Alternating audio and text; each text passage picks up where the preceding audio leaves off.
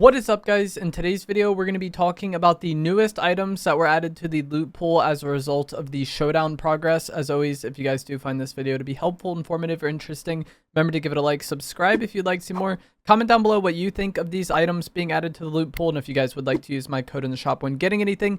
It is Evolved Jake, just like my channel name is, and it is underneath the webcam at all times. So the pretty much final gameplay reward and the most recent showdown reward unlocked for both Team Foundation and Team Ice King was that loot items would be added to the Overwatch crates around the map.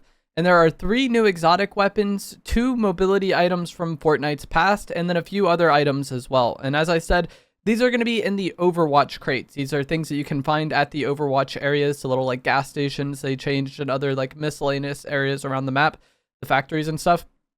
Also, the payload anomaly that spawns is a really good way to get 4 of those Overwatch crates kind of midway through the game. So if you are very intent on getting any of these items, you're probably going to want to land at some of those Overwatch areas or make an effort to do the payload anomaly when it does spawn in.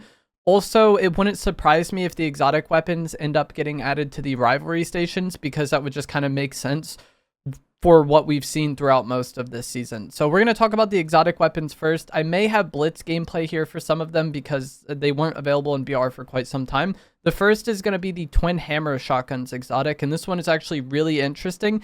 It has the damage of the legendary version, so you know it's a good weapon on its own, but it also gives you health or shield as you damage enemies with it in real time. And the amount of health you get back is either proportional to the amount of damage you do or the amount of pellets you hit, probably, but those things kind of go hand in hand with shotguns.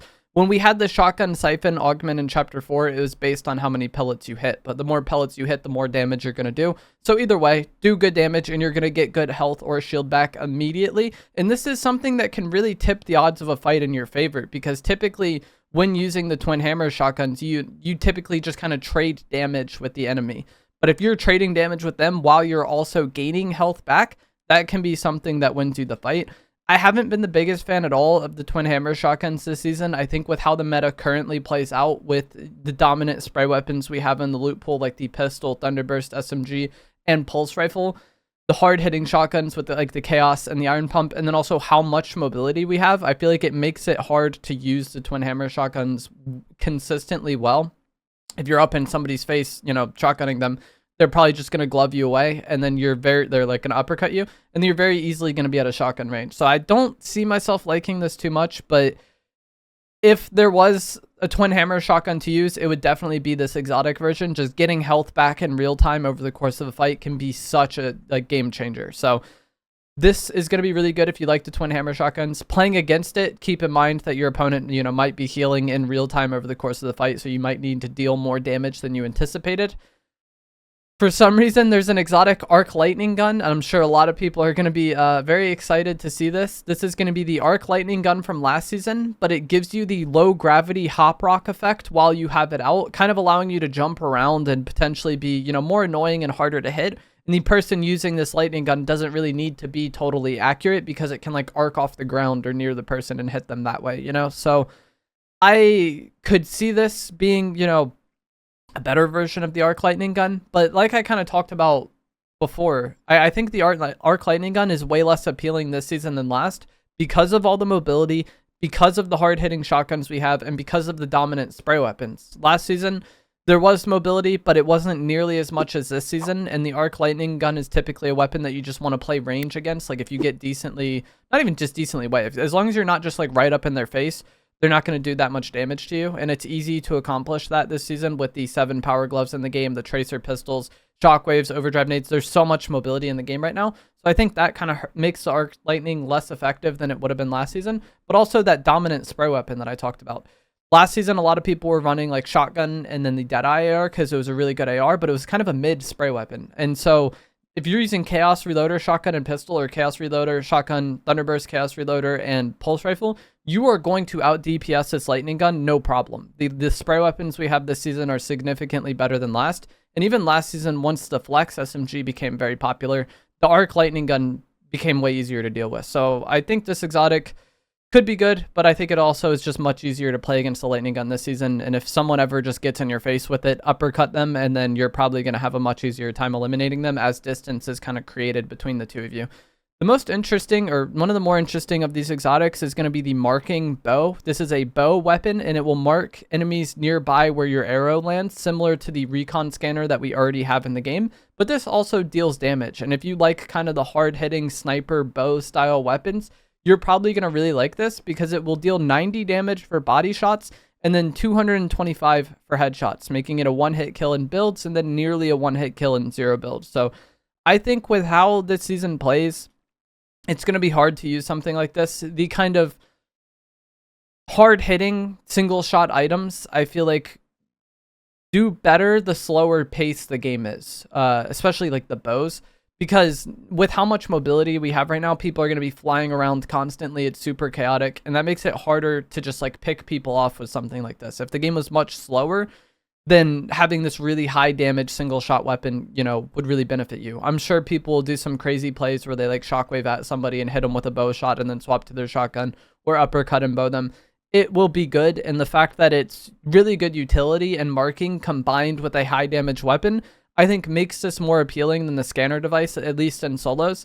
But this is going to be like a very situational weapon, very much like a playstyle weapon. If you really like bows, you'll really like this. If you don't really like the bows, I don't think you'll like this. And the pacing of the game and how quick everything is and how chaotic everything is, I feel like makes it a bit harder to use this as like a sniper style weapon. So it's an interesting effect, and I think there will be a niche group of people that really like it, but I don't really see it being like the dominant, like you need to get this item, you know? And so those are the three exotics that potentially will be in rivalry boards, but should be in the Overwatch crates.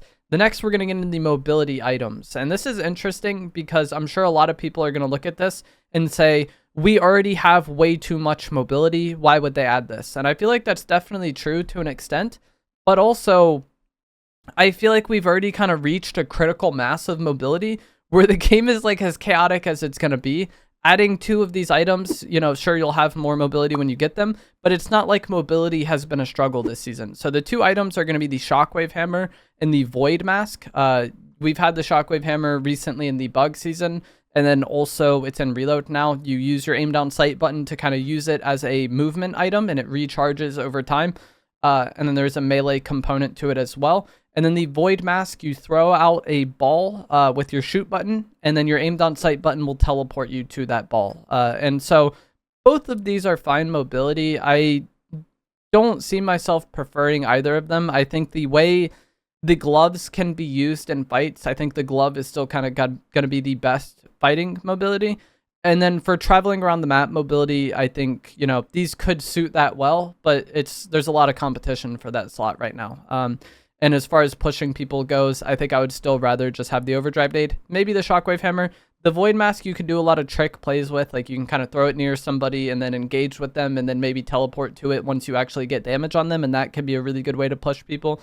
It can also be really good for resetting fights because, you know, a lot of times in this season, especially with how much mobility there is, you might try to Shockwave away or overdrive nade away, and the enemy ends up chasing you, right? Well, you could throw this ball while you're being chased and then kind of teleport to it later on to completely like change direction and throw the enemy off. Like if you're shockwaving straight and then throw the ball like deep left and then teleport left like a bit later on, not immediately, you can really get lost, in kind of the same way that the Tracer Rewind can be used to like completely change direction and throw an enemy off. So these weapons definitely have use, and they'll certainly be better than not having mobility at all. But as I've said, we've reached a critical mass of mobility this season that I don't think the season is going to be any faster paced or any more chaotic than it already is. I could also see the Shockwave Hammer kind of pairing well with the staff, like you hammer and then use the staff to kind of glide around to get more movement out of the hammer. But like I said, this is just one of the most mobility packed seasons of all time. And I think a lot of people kind of overestimate how much we're going to be seeing these items too, because there's only so many Overwatch crates on the map.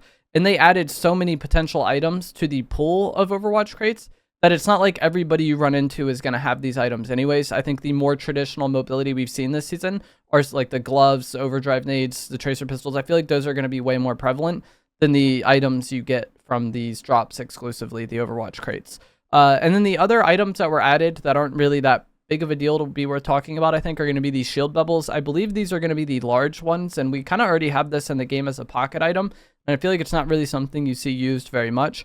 The Guardian Shield, which was already in the game. I don't know why that was on here. And then the Chug Jug, which again was already in the game. If you get a Chug Jug, nice, but it's not like adding another way to get a Chug Jug really changes the game that much. I think for most people, the Chug isn't like the highest tier healing item in the game right now anyways. It's probably like Pizza and the Tracer Staff are the two like more preferred healing items. But sure, a Chug Jug is nice as well. It's just not something worth talking about as much. But that is going to be it for this video.